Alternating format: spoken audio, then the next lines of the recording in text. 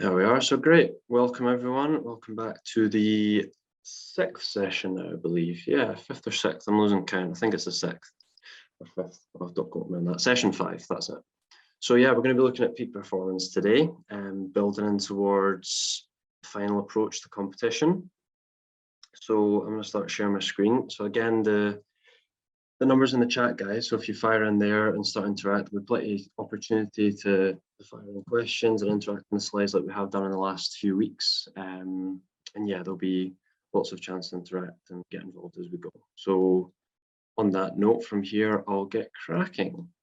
So again, peak performance, the build up to, and really today we're looking around the pre-performance routines and that final preparation. So that's the really important stuff as we get into the whether it's snags for swimming or diving respectively, because I know a lot of you are a mix from that point of view. I'll crack on to the next one. So what we'll cover today, we're going to go over some of the stuff that Robin gave us. She's given me some great slides that will sort of reinforce the stuff we've touched on, and we'll a few wee questions off the back of that. We'll look at goals, race plans, or sleep again, just sort of 5-10 minutes across all that stuff, like very briefly touching on stuff to keep it at the front of your mind, to keep you engaged with it. And then we'll really get into the main focus today, which is the pre-performance routines, particularly around some key skills, considerations, all of that sort of stuff that we're looking for, okay? And then we'll look to the final session. So from that is always going to build into kind of a lot of the race nerve stuff, day of behaviors. And again, this session will really tie into next week as well. So it'll be a really good place to build in towards the final few sessions. So a quick fun one to start, a wee icebreaker. This was put to the Commonwealth Games shortlist for the senior athletes a few weeks ago. So where's Birmingham on this map?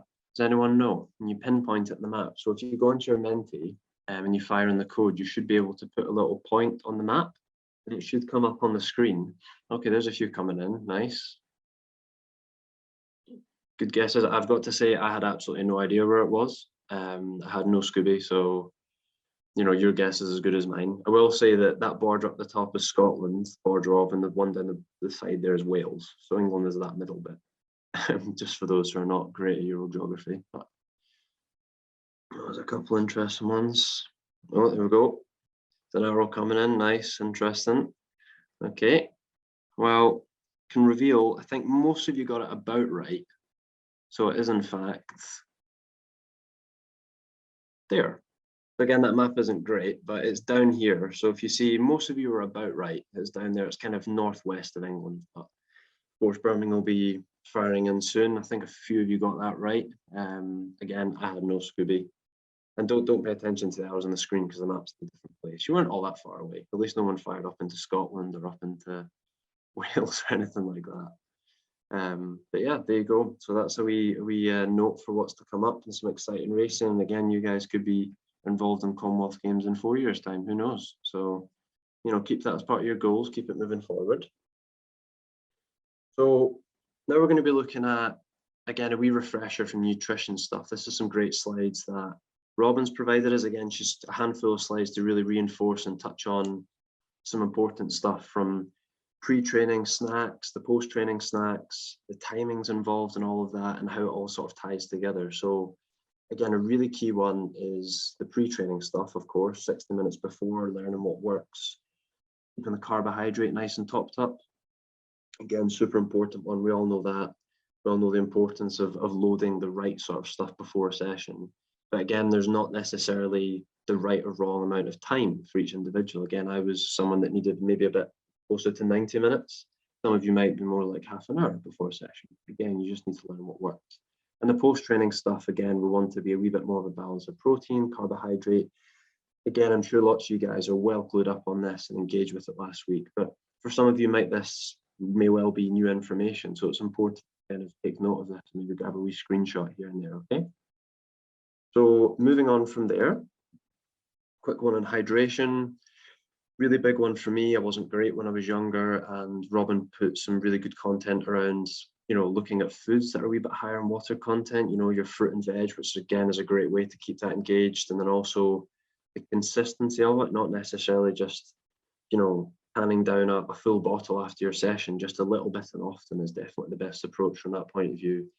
And a few alternatives to bear in mind out with just water is fruit juice. Some healthy coconut water, lower sugar fruit juices are a great way to top up. And again, a wee bit of mixed carbohydrate. That's stuff that I lent towards too off the back of sessions that you can mix in with a training snack. So again, just stuff to really reinforce. So from there, just want to quickly test you guys on your pre-training snacks. So pre-training, pre-racing. So again, if you fire in the Menti code and just chuck in a few examples, I'm sure a lot of you have some great examples, or maybe you're trying something new at the moment, but if you just fire some on the screen, that'd be great. And I'm sure a few of you will be able to learn off each other as well. Nature Valley, banana, of course, granola bar. Jelly, yeah, that's a good one. I remember Robin talking about that. She said she referred to that when she was a swimmer. Good bit of sugars in there. Of course, the banana is always going to be a big one. Crunch bars, toast and bacon. Bacon's maybe not great. That's maybe more post-session, but again, if that's something that works for you, it's not necessarily wrong or right, because again, Robin put good points together saying that you can mix certain things. Porridge, of course, squares bars, wrap. Yep, wrap's a good sort of quicker carbohydrate. Flapjacks, peanut butter cookies, again, maybe more of a post-training or maybe more of a treat. Bagels is a great one. Toast and eggs, probably that middle ground, but again, that's great stuff, guys. Really good engagement there, great. And of course, bananas, the overwhelming favorite. I think there's not a swimmer up and down the land that isn't going to be having a banana, at least at some point in their training week or before a race session. Flapjack, nice. So I'll quickly move on from there, guys, and go post-training snacks. So again, think about what Robin said last week around that blend of carbohydrate and protein. So again, thinking the recovery for our muscles.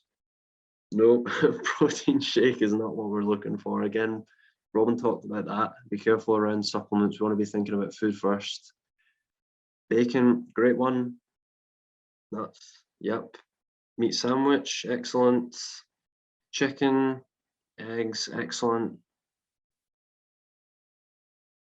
Tuna, again, tuna's a great one. Tuna pita, yep. Oh, lots of stuff coming in there. Peanut butter cookie, again, is probably a wee bit better there, to be fair. Peanut butter and toast is a great one. Peanut butter and toast is a really great one for me. I still do that now, even though I've recently retired from swimming, but I still refer to that from a training point of view. Can't go wrong. Milkshake, really good one. Nice. So you've retained a lot of that. Good to see. Good job, guys. I'll move on from there just so we can sort of fire into the other stuff. So this is the big one for me.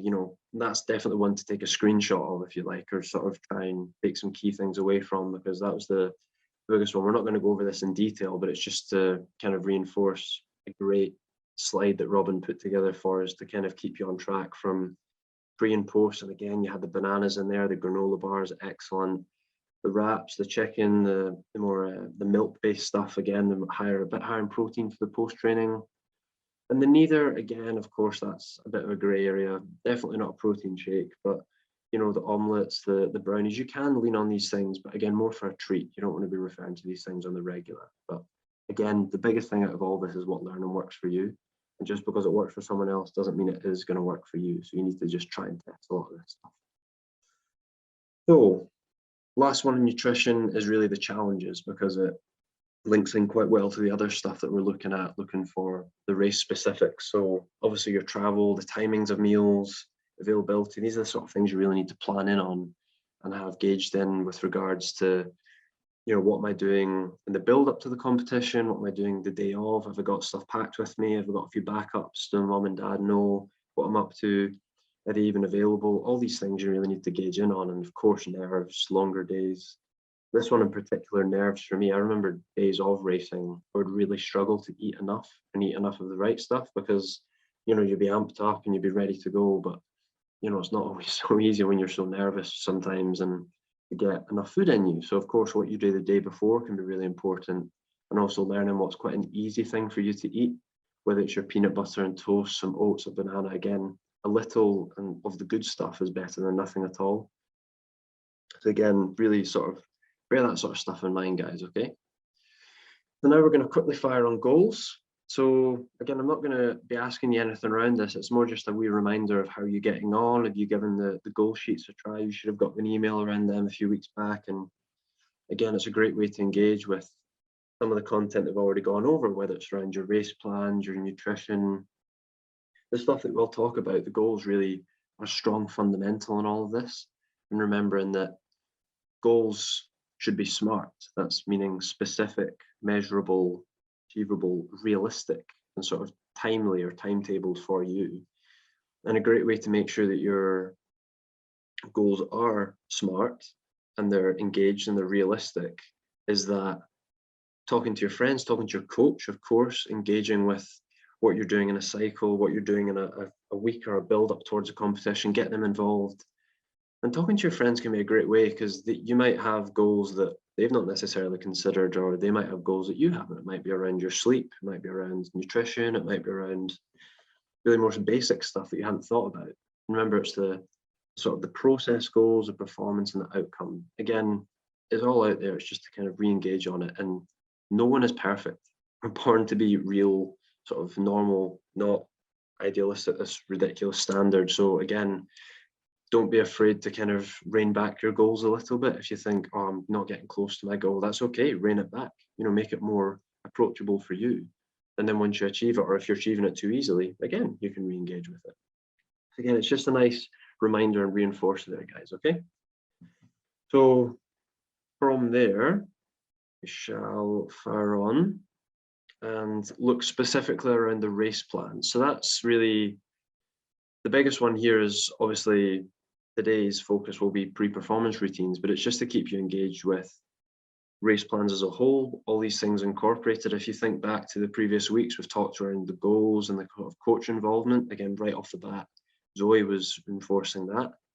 Then we've got the planning aspects, which are kind of in this instance around the checklist, lists in general, your cue card stuff. Again, that's things from last year. And of course, nutrition and sleep. Nutrition with Robin and sleep myself, we looked on a lot, but the big one will be pre-performance routines. But before we get more specific into that, I would like you to engage with the slides again, guys. So here, how would you prioritize your race plan? So you should have 100 percentage points to assign here.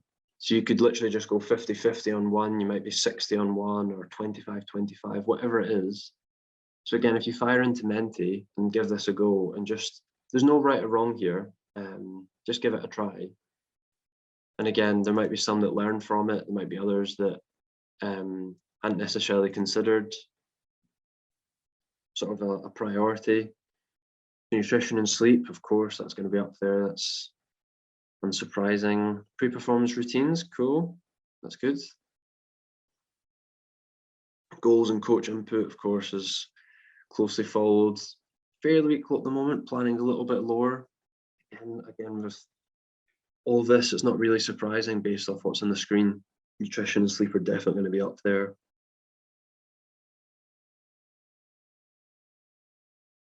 Yeah, so as it stands, nutrition and sleep, well, I'm glad we had 2 talks on nutrition and a couple on sleep as well, so that's good to see.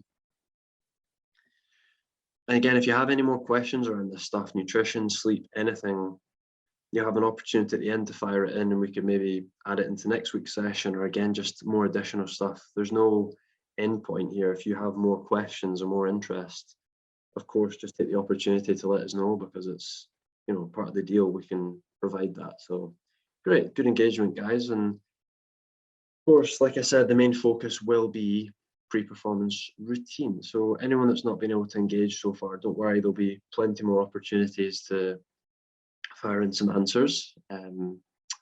So from there, pre-performance routines, that's a big one. And of course, we started down in Tollcross. We're now up in Aberdeen. I like to fire around all the locations across Scotland. We're going to be looking specifically around what they are and how do we make the most of them. That's the big one. If you love Heart Reacts for Aberdeen, love it. So pre-performance routines, they're a sequence of task-relevant thoughts and actions which we engage with systematically prior to our performance. So basically, the way I love to engage with it or try and remember is thinking about it as the domino effect. So if you think you've got a line of dominoes from point A to B, it might be in squiggly lines, it might be straight, there might be a few obstacles. But once you get that rhythm going, once you initiate or trigger those actions and thoughts, the rest of it kind of flows. And that's a really nice way to think about your routine. And we'll get on to more detail around what a routine could look like for you and what your routine may be like currently. But again, there's no right or wrong. Your routine might start a week in advance from the competition. You know, you're getting that right mindset, might be the night before, the day of, an hour before the race. There's no right or wrong, and all of these stages are technically part of a routine. It's just what you engage with, and being aware of it more than anything is the most important thing, because being aware of it is actually half the challenge of engaging with it. And again, just understanding all of this on a basic level will put you in a great position moving forward, guys, okay? So from there, keeping that domino effect in mind, a few of the potential benefits. So a lot of this might be familiar to what Zoe delivered last year, but hopefully we'll be going a little bit more in depth, going a little bit more under the skin, so to speak, with the pre-performance routines, and thinking about it from grounding, keeping you level-headed, of course, and also task-orientated, keeping you focused on the present, keeping you confident in your own frame of mind, your own thought process, not getting distracted by those sort of external stuff and all the peripherals around you. And PPRs, pre-performance routines, really link strongly with sort of your nerve management, how you cope with nerves. And I know Zoe's going to be touching on that stuff as we move forwards into next week, because I know quite a few of you have expressed interest in that area and are keen to learn more around the pre-performance routines from a nerve point of view, a nerve management. Of course, we'll get into that as the weeks go, but right now, just think about it, triggering those well-remembered thoughts, the processes around it. And here the consistency is a big one. Not only learning what works before on the day, but afterwards. So right off the back of the race, talking to your coach and thinking, you know, what have I done there? What worked? What didn't? And that's where the consistency can really come in. And if you engage with this stuff on the regular, then you'll need to refer to it less and less. And that learning behavior will happen, you know, naturally. You won't need to think about it. So from there, I talked a fair bit there, but what is the most important thing for your pre-performance routine, your pre-race routine? There's no right or wrong answer here, guys. It's just out of interest, what's important for you? Is it your nutrition? Is it your music? Is it your pre-pool? Again, these are all example answers, but there could be more around that. So if you fire into Menti again and just throw a few examples on the screen, and it might be interesting to see what your peers have, what some of your friends come up with. Confidence has come up on the screen. Music, eating, stretching, nice. Yeah, stretching's a big one. Warm clothes, love that one. That's a really good one, actually. I mean, warm clothes is a great example, actually. I hadn't thought about that. But of course, the heat, you know, muscles are ready. That priming stuff is great examples. Your race plan, got a square bar, that's nutrition. Yeah, really good examples. Your pre-pool, positive thoughts, love that as well. Visualization, really glad someone brought that up, because we'll be touching a little bit on that later. Again, all of this can really link into being quite dynamic, particularly in the visualization. I'm going to show you later how we can use that in a bit more of a dynamic sense rather than just sitting down. How you can use it in a warm-up pool, for example, when you're training and in a race environment. So it's good to have a few nods towards that. Distractions, again, we'll come on to that and how we can help prep for that sort of stuff. Stretching, doing the same every time, that's a really good one, and then you learn what works, what doesn't. Getting pumped up, yep, I would put that in the same brackets, kind of your pre-pool and your activation. Great. And music, of course, music, food, warm clothes, race plans, stretching, mindset, those are the big ones coming through on the screen. And not surprised, I mean, loads of us will refer to music, and could have a whole session around that, the do's and don'ts, but you know, it's really good stuff, guys. So from there, we'll jump into kind of these are the fundamentals of your race plan. And a lot of you did talk around the nutrition there, the land work, the pool priming. And I would include land priming in that, obviously getting pumped up, get the muscles warm. I would actually bracket the warm clothes in that as well, in terms of your activation and particularly the land work. Really, really important, whether you've done your pre-pool, then into the water, and then from the water back out, that you get as warm and quickly as possible, really, just to keep the muscles engaged and you don't stiffen up. And of course, goal setting, you can argue, comes into every aspect of it, really. And of course, the big one for me is finding what works between being relaxed and activated. So for me, I always, as I mentioned at the start, would get a little bit too nervous or a little bit too amped up. So I had to really work on keeping myself calm, and a bit of visualization and self-talk were a huge component for me, and I felt like they worked really well. And I knew a lot of other athletes that referred to them as well. You know, like Adam Peaty is a big advocate of it. So is Duncan, actually, Duncan Scott, and of course, athletes to go further out is Michael Phelps. Of course, that some of you might be aware of, I'm sure you will be, but maybe not since he stopped swimming. Well, he's a wee bit out of your age range now, but again, we'll be looking at some of these things, but it's good to see that you've come up with them on your own accord. Very quickly, I'm going to talk on instructional self-talk. So that's your internal dialogue. Again, this might look familiar from last year for some of you. If not, it's maybe new information for some that weren't involved last year, and that's perfectly okay. Lots of stuff on the YouTube channel from Scottish Swimming you can engage with, but basically, those who believe they can and those who believe they can't are both right. It's about reinforcing positive thoughts over the negative, acknowledging the negativity, but then, you know, kind of framing it from your point of view and understand that it's okay to be a bit nervous or aware of distraction, but then bring you back into your own state of mind, your own focused task relevant thoughts, like we talked about with our routines and our imagery. And what we're saying to ourselves is actually really important. You know, how can you draw awareness to the fact that your internal dialogue is actually having an impact on you, and just something like this, engaging and realizing, oh, I'm actually being quite negative here, or oh, I'm surprisingly positive. And that, again, like I said, half the battle can be understanding what's going on, so then you can actually put a bit of change to it. So again, just to very quickly reinforce before we do the next activity, is what you're saying to yourself and how you say it. You know, a few short words really is the sort of core foundation of instructional self-talk. So from there, can you think of a few examples of positive self-talk? It might be task related, or it might just be a few words that really help you get pumped up or in the zone. You know, that could be an example right there, in the zone. You know, I'll refer to a few examples once you guys have given it a go. Go for it. I can, love it. I can do this. I am speed. Nice. I really like that one. I'm speed. You're trash. Oh, no, you're not trash. I mean, if that's what's going on in your head, then at least you're acknowledging it. But, you know, try and frame a wee bit away from the you're trash. You want to be thinking a bit more positively. Challenge, not threat. That's a great one. This is easy. Go for it. Focus. Do coming up on the screen behind that I can't quite see. I can do this. Yeah, I am awesome. Love that one. Yes, I can do it. Come on, you got this. Really good stuff. Good examples, and I can do this. That's a great one. So it's thinking about yourself from that first person point of view. Nothing is impossible. That's a really good one.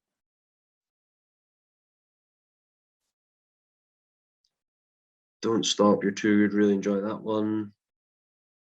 Go for it. Yeah, great. Really good stuff, guys. Good engagement there. So from there, I'm going to give you a few examples. Oh, there's a few more coming in. I'll let the last couple come in. Nice. Cool. Good stuff, guys. So again, this is a wee reference to last year and some of the examples we looked at. The positive stuff, as you can see on the screen, is kind of the I can do this. I've actually got it there. I am ready. The motivation, this is my moment. You've got this. So sort of framing it from the third person point of view, just take it away from I to you. It's still a great way to think about it, and it maybe takes the pressure off you a little bit. That's just a key subtle change you can think about there.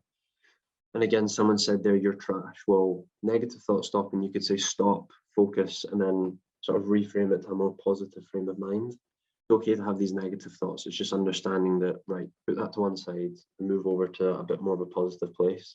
But practicing that is the biggest thing.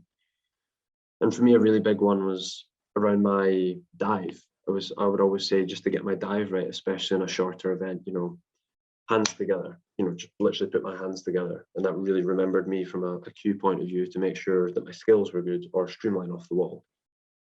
And I loved this is my time, or my time. Those are a few of the examples that I referred to and felt worked quite well from my own point of view. But again, you guys will learn what works for yourselves and what doesn't, and there's no right or wrong.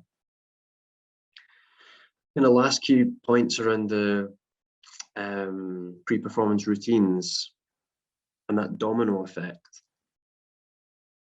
there needs to be a strategic sort of pause. And sometimes you can put that pause in yourself. And again, I think that's a great way to visualize it, to literally have a block put in, a big block that, you know, it might be there without your knowing, you know, something's happened, or maybe there's a delay, you know, there could be a whole number of reasons, but you need to be ready to put a pause in your routine, but still remember that, you know, you can re-engage with it as you go forward.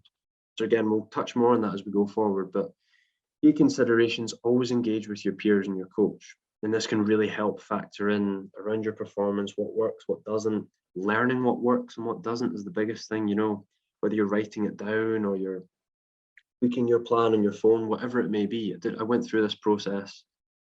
And again, the more and more you do it, the more you learn from it, the less you actually need to look at it. And it just becomes part of your routine, part of your nature when you're in that racing mindset. But the biggest one really is preparing for that unpredictability. And in this sense, it is that block, whether it's a physical block like this one, or, you know, whether that's around an actual limitation, or it could be, you know, you're purposefully putting a pause to your routine because you're having a bit of a moment and you need to touch base with your coach. There'll be a whole number of reasons, but we're going to get into that in a bit more detail around the what if scenarios. So that's the real thing that I'm talking about from unpredictability. What can go wrong? And you can think of a few scenarios that could be a challenge. So by what if, I mean really a barrier or a challenge to your performance. It could be a timing issue, like goggles fall off, great. What if you start early? Yeah, that's really good. False start, again, these are really important ones. And what if you start early is interesting. That could be maybe you start your routine too early, maybe your warm-up is started too early and you need to kind of re-engage, and that's when the pause would come in. That's a really good one, important. DQ, hat rip, too long in the call room, that's a great one. What if you slip in the starting block? That's a great one. What if you miss your lengths? I'm assuming that's around the warm-up.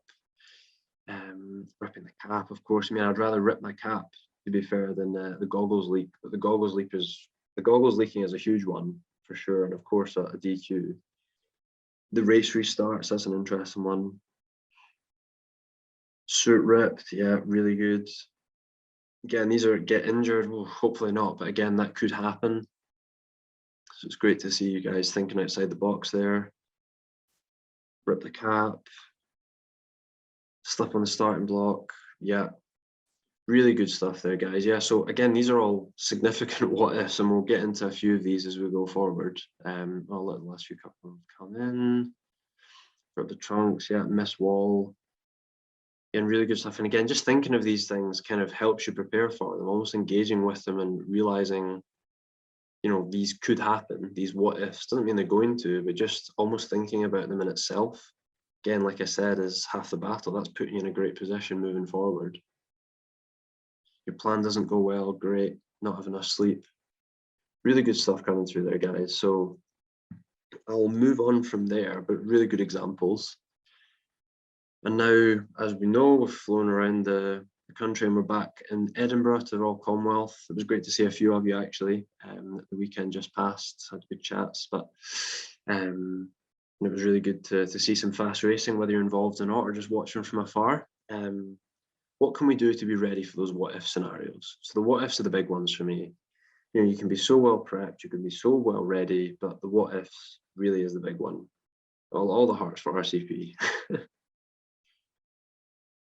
So task simulation, and that can be practically or in your head. So this really ties in a lot of what we've talked about. Task simulation can be doing it physically, you know, in training, practicing for when things go wrong. I talked about prepping for call room stuff. You could literally just sit and wait before doing a fast session, or try doing a set with your goggles off. You know, that's a great way to practice. Or mentally in your head. You know, task simulation is a form of visualization and imagery, and that sort of stuff ties together. And I've talked about how I would give you some examples around how I made imagery or visualization. They're interchangeable, but imagery is much closer to being a bit more active. I would use it in a race warm-up setting where in the warm-up, I would start to think about how I would feel in the race. And I would do this in training as well, whether it was a hard set, a slow set, and almost practice closing my eyes a bit in the pool.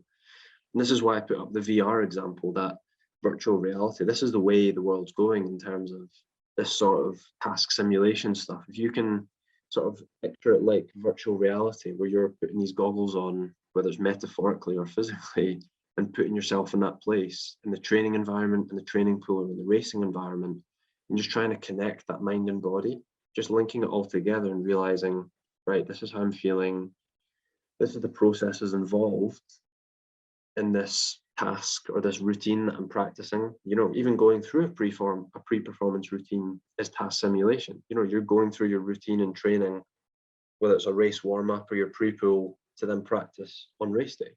That is literally a task simulation. And that's a great way to think about it. There's no right or wrong approach. It's just all about practicing and putting yourself in that mindset, and particularly working around those what ifs from a task simulation perspective. So again, just going to quickly go around this. You know, the big ones really are connecting the mind and body, like I talked about, and of course for things going wrong. And again, I'd encourage you to refer back to some of this stuff from last year. It's all up online on the YouTube channel, and you can engage with it. But again, the more you do it, the better you get at it. And it's amazing how you don't realize task simulating or visualizing is what you're doing without pointing it out. And like I said, doing it in training, you can do it in the regular, you can spend 5 minutes doing it at home, but your pre-performance routines are involved in that, you know. And it's thinking, what will you do? There's the suit rep, the hat coming off, the goggles. Just acknowledging it really does put you in a much better place moving forward. And of course, I had to refer to this example. I did last year, and I refer to it again because it really is such a big one. No, a lot of you won't have had the pleasure of seeing Michael Phelps swim at his best, but all this stuff was on YouTube, and it's great content to kind of look around. There's really good interviews with him, and all of his races are up there. But this final at the Olympics, 3 Olympics ago, goggles came off, filled with water. And how many of you there reference goggles coming off, or hat coming off, or suit ripping, or hat ripping? This is that same bracket. You know, what would you do? And for him, when I visualize what I want to be, what I don't want it to be, but what it could be. And that's the big one. What it could be is literally those what ifs. And for him, he was calm, he was collected because he'd thought about it. He'd understood that it could happen, and then it did happen. He knew that it was okay. He could refer to stroke counts or kicks off the wall, or even just rip the goggles off, which is probably what I would have done and I've done in the past, and then just swim it without the goggles because they're not pressing on my eyes. That's a great example of, again, just doing it in training or doing it in a race, because when the situation happens, you just need to go with it. And the more you engage with it, the better. So from there, that really sort of brings us into the final stages of today. I know it's been a whistle-stop tour around all of that stuff. And again, we're really just getting into the pre-performance routines, and it will continue into next week. But looked at the nutrition stuff. Again, there were some great slides from Robin. And if you haven't had a chance to engage with that content already, refer back to it. It's all up there. And maybe if you need to take some screenshots or do some further digging, of course, it's a great place to start. Really lays that foundation moving forward. Of course, we touched on the goals, the race plans, a little bit around the sleep stuff. I know I just tied it in and how it connects, but we did do a fair chunk of a session last time around sleep. But again, if you've got any questions on it, you'll have a chance at the end. We'll have a good 5 minutes or so for any questions. Pre-performance routines, of course, has been the biggest focus, and the skills related to that, whether it's the task simulation, the visualization stuff. Again, just putting yourself in that place, but being able to strategically stop your routine, engage with your coach, your peers, and again, just being okay with those what ifs, thinking about the what ifs, thinking about what could go wrong and how you would react when things go wrong. So that really is the biggest emphasis for me today, is engaging with those routines, the pre-performance stuff, whether it's your land work, your priming work, your stretching, your pre-post, all of it, and how it all ties in. And the biggest thing is learning from it. Again, there's no point in putting together a great plan, a great routine, and a great nutrition strategy, all these things, and then for you to implement it, do well, and then not remember when it comes to the next meet what actually worked and what didn't. That's the biggest challenge that I would put on you guys, is just being able to hold yourselves accountable to just acknowledging what works and writing it down. Literally, it can be so simple on a bit of paper on your phone, and just start to build these key points, whether it's just, oh yeah, that nutrition worked for me, or oh, that nap was a good approach, that worked quite well, that 20-minute nap, or maybe I need closer to an hour, that sort of stuff. Or that pre-pull routine, my heart rate wasn't quite high enough, I'll need to chat to my coach, or oh, I got a wee bit too amped up for that, I'll need to dial it in. Again, these are all aspects of it. And when hopefully there's more in-person opportunity as the months progress into the summer, there'll be a chance to engage with this stuff in a more practical sense. But laying the foundations now is a great starting point. So from that point of view, we're looking forward to the next session. Again, I don't know if Zoe's on the call. I think she did say she was. I'm here. I definitely let her. Oh, she is. You're there, Zoe. I'm here. I'm just cozy up at home, listening closely to you, Jack. Do you want me just to talk a little bit about next week then, quickly? Yeah, that would be great. So next week, as Jack's mentioned and kind of led up nicely, we are going to spend a bit of time talking about coping with our nerves. And again, this is all kind of in terms of on the race day, what kind of things can we do if we find ourselves feeling a bit nervous, what that might look like, what we can do to try and kind of calm our nerves down. And on the kind of flip side to that, how we can make ourselves feel more confident on race day, what that might look like throughout the day, what that might look like in the call room. And we'll speak a little bit about call room behaviours. And then finally, again, as Jack's alluded to, we're going to speak about how to reflect on our race.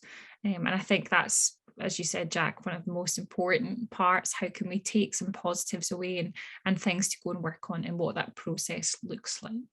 So that's just a quick rundown of our plan for next week. So I think if you've got any questions about nerves or confidence for that, please bring them with you to next session. Definitely. Great. Yeah, I think that'll tie in really well with a lot of what we talked about there around the plans and the kind of those routines and how we can incorporate that nerve control and the confidence boosting stuff. So yeah, looking forward to that. And just on that, guys, on the final slide now, questions. So you can fire in anything you want here. It can be from what we talked about. It can be some content that maybe you want Zoe to put forward, maybe some specific stuff that you want to look at. And even thinking about the very final session that we've got, if there's anything that you want to think about, or again, nothing at all, no worries. Thank you, of course, you're welcome. But again, if you've got nothing else and you've felt like you've got enough out of the session, please feel free to leave, because of course I'm aware it's a Sunday evening and that might be you done for the day. But of course, if anyone does have any final comments or questions, please fire away. If not, then you are free to go. You're welcome. All the stuff going in the chat, you're welcome.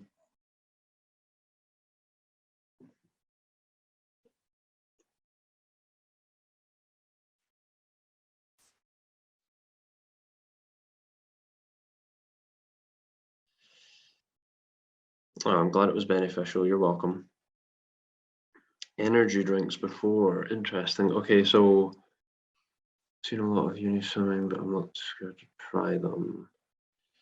Okay, so this one I'd be really careful, and I wouldn't advise this around the energy drinks, like the caffeine stuff. I'd be really careful. So again, your age group, I wouldn't be looking too much on energy drinks at all, or caffeine. I'd look around the food kind of stuff specifically, particularly depending on your age. You shouldn't really be touching on the caffeine, but if you do have some really specific questions on this, then we can give you the details for Robin to kind of answer any of this. But yeah, as a blanket answer, I would just say don't really touch them, because I didn't look to energy drinks or caffeine until I was well down the line, you know, into my kind of 20s, like early 20s. It's just not something you need at your age, okay? So again, we can circle back to that. So a protein smoothie is different from a protein shake. So I'm glad you put smoothie and not shake. Yes, protein smoothies can be good. So what I would encourage you to do there would be something like a milk banana and peanut butter. That's a protein smoothie. That's a really good one to refer to from a nutrition point of view.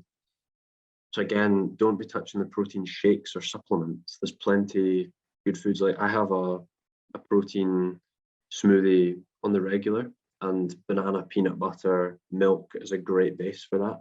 And you can kind of play around with maybe a bit of water and fruit, or different other, like different sort of nuts. Post training is really great one.